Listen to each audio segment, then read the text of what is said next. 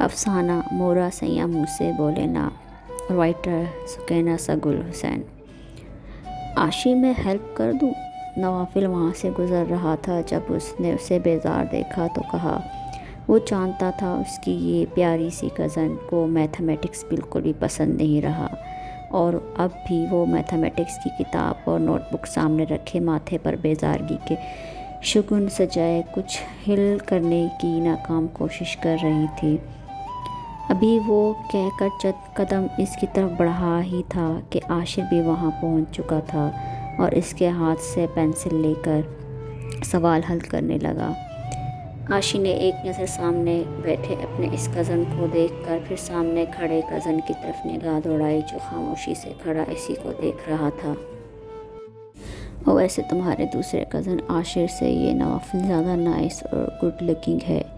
وہ تینوں ایک ہی یونیورسٹی میں پڑھ رہے تھے۔ عاشر حال ہی میں ماسٹر مکمل کر کے حسنین امپائرز جوائن کر چکا تھا، جبکہ نوافل کو ابھی سال رہتا تھا LLB مکمل کرنے میں، اور عاشی نے اسی سال جوائن کیا تھا۔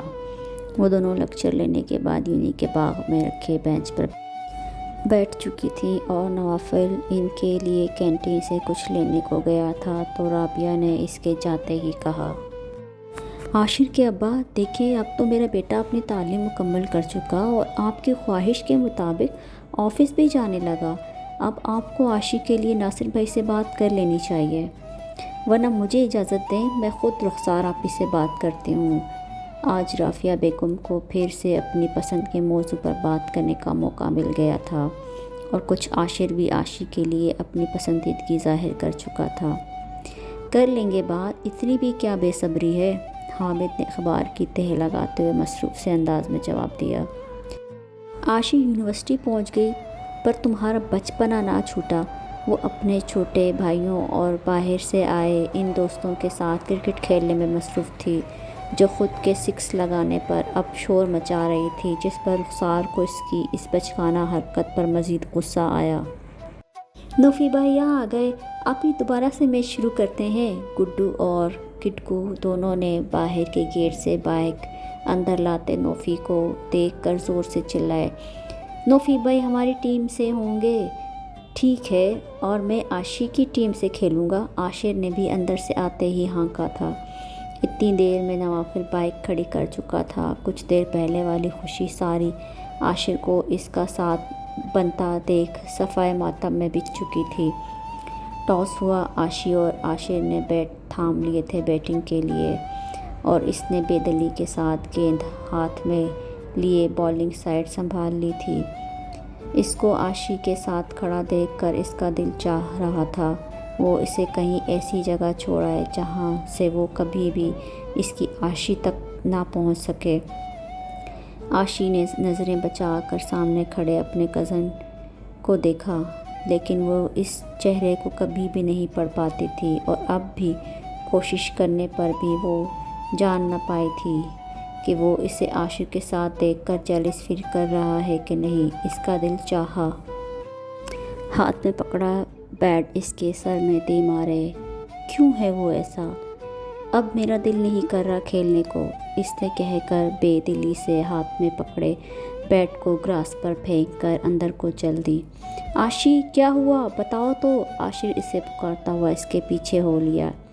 کیا یار، آپ ہی کے موڈ کا بھی پتہ نہیں چلتا۔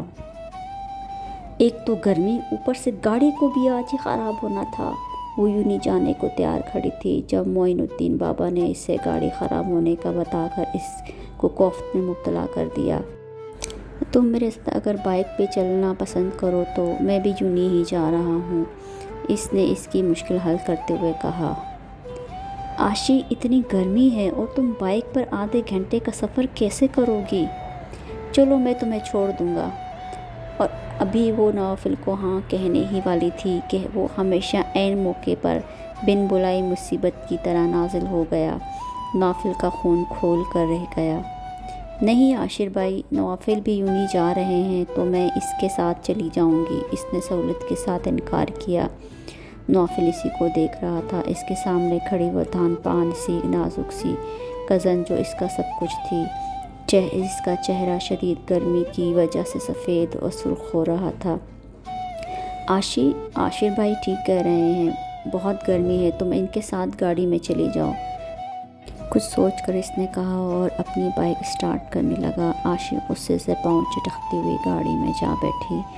وہ تو پورے راستے ہواؤں میں اڑتا رہا، دوسری جانب وہ انتہائی غصے سے بھری بیٹھی تھی۔ نوافل کو ایسا نہیں کرنا چاہیے تھا۔ تم نے دیکھا، پہلے خود آفر کرتا ہے، پھر خود منع بھی کر دیتا ہے۔ پتہ نہیں خود کو کہاں کا ہیرو سمجھتا ہے۔ عاشر نے سوچا موقع اچھا ہے اسے نوافل سے بدسن کرنے کا۔ وہ مزید گویا ہوا، ایک میں ہوں ہر وقت حاضر، تم پر اپنا ٹائم اور پیسہ نچھاور کرنے کو تیار، اور ایک یہ ہے تمہیں منہ بھی نہیں لگاتا۔ وہ اپنی ہی ٹون میں پتہ نہیں کیا کیا کہے جا رہا تھا، اور عاشق کو اسے مزید برداشت کرنا دوبر ہوتا جا رہا تھا۔ ایک تو پہلے ہی اس کی وجہ سے موڈ خراب، اور اب یہ دماغ کا دہی کر کے ہی رہیں گے۔ وہ بڑبڑائی، عاشر بھائی پلیز، مجھے آج ہی یونی پہنچنا ہے۔ اتوار کا دن تھا۔ وہ گڈو اور گڈگو کو ساتھ لیے کیرم کھیل رہی تھی۔ عاشر ناصر اور حامد کے ساتھ بیٹھا کل کی میٹنگ کے بارے میں ڈسکس کر رہا تھا، اور گھر کی خواتین بھی سر جوڑے پڑوس کی گزری ہوئی رات کی پارٹی کے بارے میں گوسپ میں مگن تھیں۔ آؤ بیٹا یہاں بیٹھو ہمارے ساتھ، ناصر نے اندر آتے دیکھ نوافل سے کہا۔ کچھ بزنس کے ایتھکس تم بھی سیکھ لو، آفٹر آل چند منتھس بعد تم نے بھی کمپنی کو جوائن کرنا ہے۔ اس کا نام سنتے ہی عاشر نے نگاہیں اٹھا کر دیکھا تھا، وہ صوفے پر بیٹھ چکا تھا۔ عاشر آئس کریم کھانے جاتے ہیں، میرا موڈ ہو رہا ہے۔ بظاہر وہ کہہ اس سے رہی تھی، پر نگاہوں کا مرکز وہی تھا۔ ہم بھی چلیں گے، گڈو اور گڈگو چلاتے ہوئے اچھلے تھے۔ کوئی ضرورت نہیں، یہ کون سا ٹائم ہے آئس کریم کھانے کا؟ اس کی بات سن رخسار نے گھورتے ہوئے کہا، آپی آئس کریم کھانے کا کوئی ٹائم نہیں ہوتا، جانے دیں۔ عارفہ اس کی معصومانہ صورت پہ اداسی دیکھ اس کی حمایت میں بولی۔ اجازت ملنے پر اس نے نوافل کے چہرے پر نگاہ دہرائی، پر وہاں ہمیشہ کی طرح نو موشنز۔ نوافل تم بھی چلو۔ وہ چاروں جانے کو تیار تھے کہ نکلتے ہوئے عاشر نے اس سے کہا۔ اس کا انکار سن عاشق کا پھر سارا وقت موڈ آف ہی رہا۔ ہر بار کی طرح ہار اسی کی ہوتی تھی۔ Happy birthday to you. اس نے جیسے ہی نوک پر دروازہ کھولا تھا، دوسری جانب عاشر مسکراتے ہوئے اسے وش کر رہا تھا، ساتھ ہی ہاتھ میں پکڑا گفٹ اس کی جانب بڑھایا۔ تھینکس عاشر بھائی، پر اس کی کیا ضرورت تھی؟ اس نے ان کے ہاتھ سے گفٹ لیتے ہوئے جواباً کہا۔ نوافل نے وش کیا؟ عاشق کے چہرے پر اداسی صاف دکھ رہی تھی، وہ خاموش رہی۔ تو یعنی سب سے پہلے میں نے کیا۔ گڈ نائٹ کہہ کر اس نے سارا غصہ دروازے پر اتارا تھا۔ 2 cold drinks, wait, 1 cold drink اور 1 پلیٹ تیز مسالے والی چاٹ، ہری مرچیں بھی کاٹ کر ڈالیے گا۔ رابعہ کے دیے آرڈر کو کینسل کرتے ہوئے عاشق نے کینٹین بوائے کو آرڈر بدل کر کہا۔ رابعہ نے کچھ کہا نہیں اور خاموشی سے اس کے ساتھ چلتی ہوئی فوڈ کارنر میں رکھی خالی چیئرز پر جا بیٹھی۔ کیا ایسے کیوں دیکھ رہی ہو؟ اس کے مسلسل گھورنے پر عاشق نے بیزاری سے کہا۔ تیز مسالے والی چاٹ تو تم تب ہی کھاتی ہو جب تمہارا رونے کو دل چاہ رہا ہوتا ہے، آنسوؤں کو بہانا مل سکے۔ بتاؤ بات کیا ہے؟ کیا پھر اس نے؟ آپ بات کرتے ہوئے اس کی نظر سامنے کھڑے نوافل پر جا پڑی۔ اجی اگر آپ چاہیں تو میں آپ دونوں کو جوائن کر سکتا ہوں۔ وہ عاشق کی بیک سائڈ والی چیئر پر بیٹھا ہوا تھا اور اب ان دونوں کے سامنے کھڑا رابعہ سے اجازت مانگ رہا تھا۔ اوہ نو، پرمیشن بھی ایسے لے رہا ہے گویا احسان کر رہا ہے۔ نو تھینکس آپ، عاشق کے کہنے کا مطلب ہے آپ بیٹھیے نا۔ عاشق نے رابعہ کی طرف گھورتے ہوئے دیکھا۔ تھینکس، ویسے رابعہ تھوڑی اخلاقیات اپنی فرینڈ کو بھی سکھا دو، کہہ وہ رابعہ سے رہا تھا، پر نگاہوں کے حصار میں وہ تھی۔ تم سے کسی نے درس نہیں مانگا؟ وہ کہاں چپ رہنے والوں میں سے تھی۔ ہرٹ کرنے کا ہنر تو کوئی ان سے سیکھے۔ وہ سوچ کر رہ گئی، غصے میں اور بھی کیوٹ لگتی ہے۔ اس کے دل نے سرگوشی کی تھی، وہ مسکرا دیا۔ ہم نے 1 پلیٹ چاٹ کہی تھی، یہ ایک نوافل بھائی کی ہے، بہت تیز مسالہ رکھوایا ہے، کیسے کھاتی؟ گھر میں تو ذرا تیز مسالہ ہو جائے کھانے میں تو ہاتھ نہیں لگاتی، وہ سوچ رہا تھا۔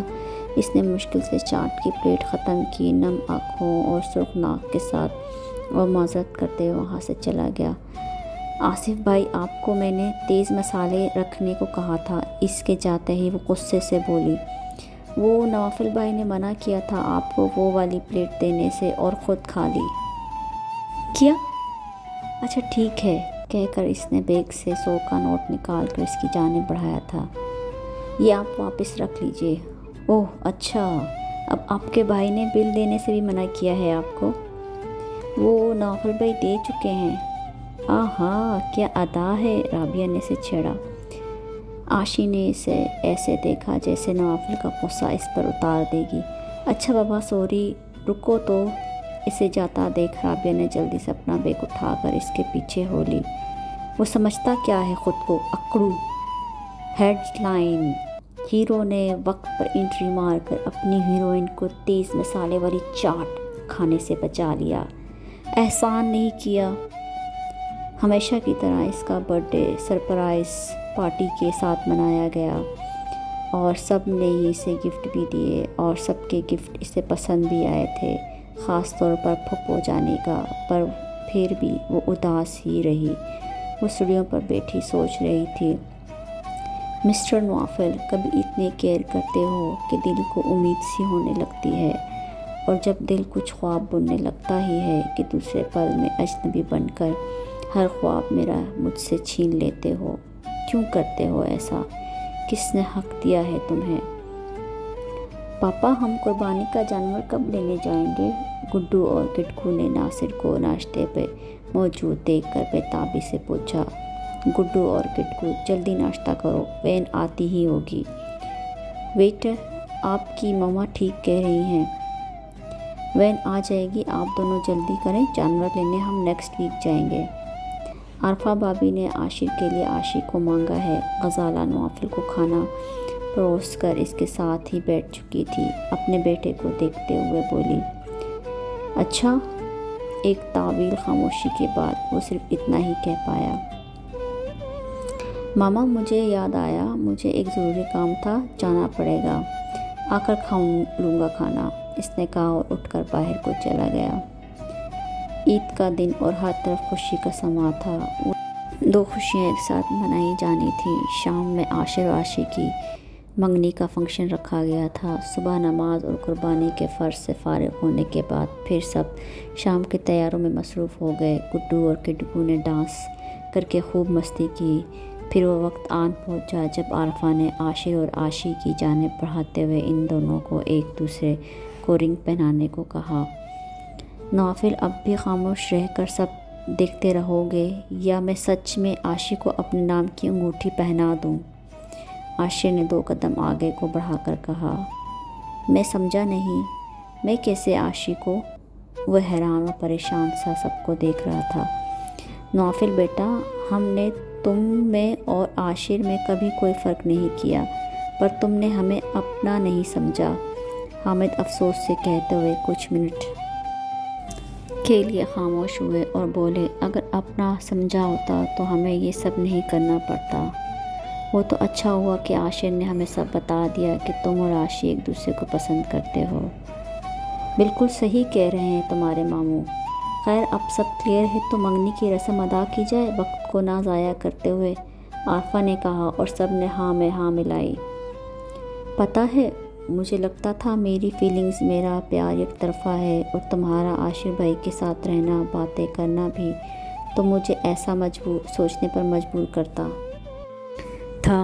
نوافل اور وہ باہر لان میں بیٹھے تھے۔ وہ آج عاشی سے اپنے دل کی ہر بات کرنا چاہتا تھا۔ جانتی ہو عاشی، میں تمہیں جب بھی دیکھتا تھا تو کھو سا جاتا تھا۔ کیوں؟ وہ جو اتنی دیر سے خاموشی سے اسے سنے جا رہی تھی بے سختہ کہہ گئی، اور اب خود بھی پچھتا رہی تھی۔ کیوں؟ نوافل نے ایکٹنگ کرتے ہوئے کہا۔ وہ دراصل میں ڈر جاتا تھا کہ اتنی خوفناک چڑیل ہمارے گھر میں رہتی ہے۔ کٹکو اور گڈو کو رات کو ڈر تو نہیں لگتا ہوگا؟ चेहरे पर मुस्कुराहट, आँखों में शरारत लिए वो उसे छेड़ रहा था। तुमने मुझे चुड़ैल कहा? नहीं बनना मुझे तुम्हारी मंगेतर, आशी गुस्से से कहते हुए उठी ही थी जाने के लिए कि नवाफिल ने इसका हाथ थाम लिया। मिस आशियाना हामिद, आज मैंने आपको सबके सामने ये जो अंगूठी पहनाई है ना, ये इस बात की गवाही है कि अब तुम सिर्फ मेरी हो। और ये जो तुम्हारी कलाई में ब्रेसलेट है, तुम्हारा बर्थडे गिफ्ट मेरा ही दिया हुआ है। वो उसके करीब खड़ा इसे बता रहा था और आशी को इसका अपने इतने पास खड़े होने से ही अपनी दिल की धड़कनों को संभालना मुश्किल लग रहा था। नवाफिल की बात सुनकर वो चौंकी और साथ ही इसे वो दिन याद आ गया था जब वो पूरा दिन उदास रही, सिर्फ इसकी वजह से कि नवाफिल ने इसे विश नहीं किया था। यानी तुम्हें याद था मेरा बर्थडे? वो खुशी से चेकी। और इसीलिए तुमने यूनिवर्सिटी में मेरी तेज़ मसालों वाली चाट फूड खा ली? क्यों? जबकि तुम स्पाइसी फूड नहीं खा सकते और तुम भी तो नहीं खाती, फिर कैसे तुम्हें खाने देता? वो इसकी आंखों में देखते हुए कह रहा था। आई लव यू आशी। आशी ने शर्म से निगाहें झुका ली।